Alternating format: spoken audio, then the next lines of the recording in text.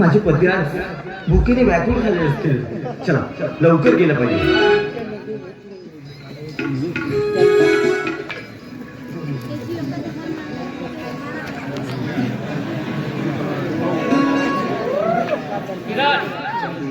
हा डब्बा घेऊन निघालीस?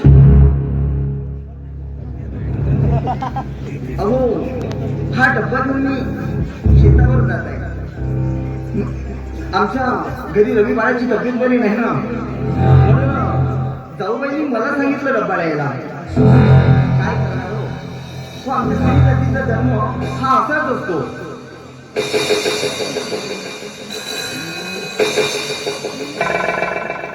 सॉरी काय माल दिसते.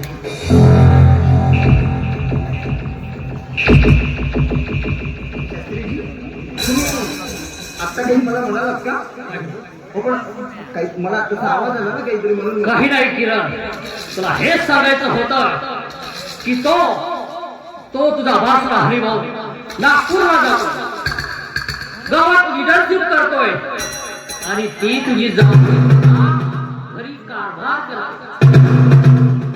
आणि त्या तुझ्या नवऱ्या बिचाऱ्या नारायणला दिवसभर शेतात काम करायला लावतात, माती टाकायला लावतात, धड त्याच्या अंगावर कपडे सुद्धा नाही. मग मी म्हणतो त्याच्यासोबत करतेस का?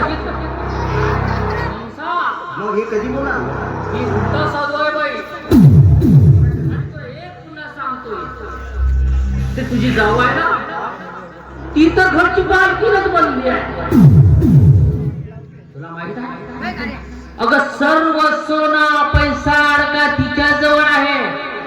आणि तुला माहित आहे की सर्व पैसा अडका आपल्या माहेरला पाठवतो आणि तिथे फार मोठा कमोरा आहे तिचा. मी बघतो अशा परिस्थितीत तुला दोघं नवरा बायकोचा संसार चालणार. बाकी बढिया. हे बघा शास्त्रीजी, तुमच्या माहितीसाठी सांगते हो. मला इथे आलेलं फक्त 8 दिवस झाले आणि या घरात काय चालू आहे काय नाही मला या घरचं काहीही रीतिरिवाज माहित नाहीये. मग काय करू मी? हे काही नाही केलं. अगोदर तू आपल्या नवऱ्याला घेऊन वेगळी हो, यातच तुझं चांगलं. आणि त्या गरम पोळ्या डब्याला देतात ना, त्या घरी ठेवून शिड्या पोळ्या त्याच्या शिदोरीला द्यायचं आणि त्याला म्हणायचं की आपण दोघं वेगळं होऊ.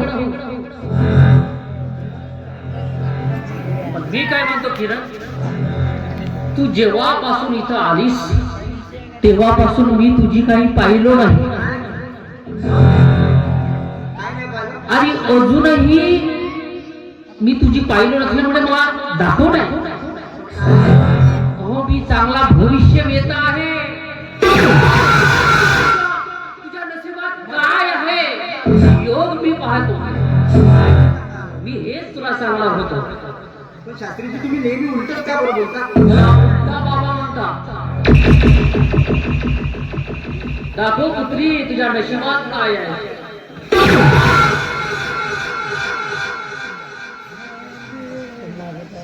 Silent silent silent. हा सायलेंट.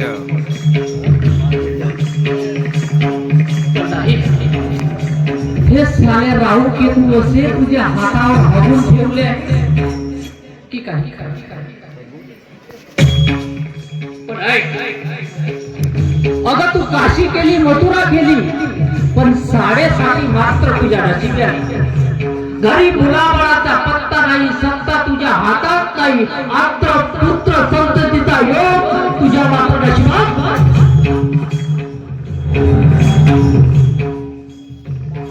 आणि तू मरेपर्यंत त्या हरिभाऊ आणि यशोदाची गुलामगिरी करत राहणार.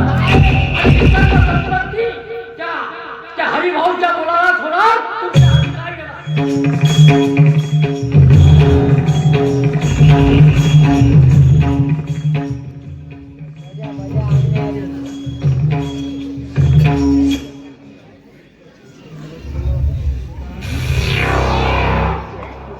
शास्त्रीजी, तुमचा हा उपदेश अगदी मोलाचा आहे आणि तुमचा उपदेश म्हणजे ब्रह्मदेवाचं सांगणं आहे. आणि तुमच्यावर माझा पूर्ण विश्वास आहे. बघा त्या किरणची लीला कसं कसं माझ्या नवऱ्याला घेऊन वेगळं नाही राहिलं ना तर नाव सांगा ना किरण देशपांडे म्हणून.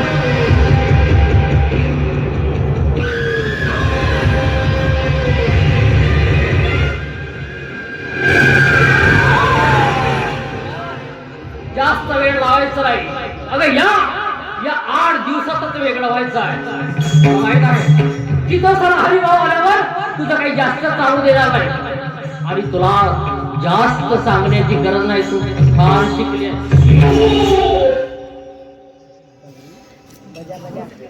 बस छत्रीजी बस. आता तुम्ही सांगितल्याप्रमाणेच करते. हो बघा ज्या डब्यामध्ये माझ्या जाऊबाईंनी गरम पोळ्या बनवून दिल्या आहेत ना पण बघा ज्या गरम पोळ्या घरी ठेवलेल्या 2 दिवसाच्या चिऱ्या मुला डब्यात घेऊन जाते माझ्या पतिरायासाठी. आणि बघा कसा डाव खेळते. हरिभाऊ देशपांडे त्यानंतर ही किरण देशपांडे तुझ्या इच्छा देणार आहे वादाला म्हणून. आणि उद्ध्वस्त करून टाकेल या तुझ्या सुखी संसाराला. कारण मला शास्त्रींनी सांगितलंय की मला पुत्र संतती होणार नाही. पण नाही हरिभाऊ देशपांडे नाही. मला जर पुत्र संतती होणार नसेल ना तर ही सर्व प्रॉपर्टी तुझ्या मुलाला कधीच होऊ देणार नाही. कधीच नाही.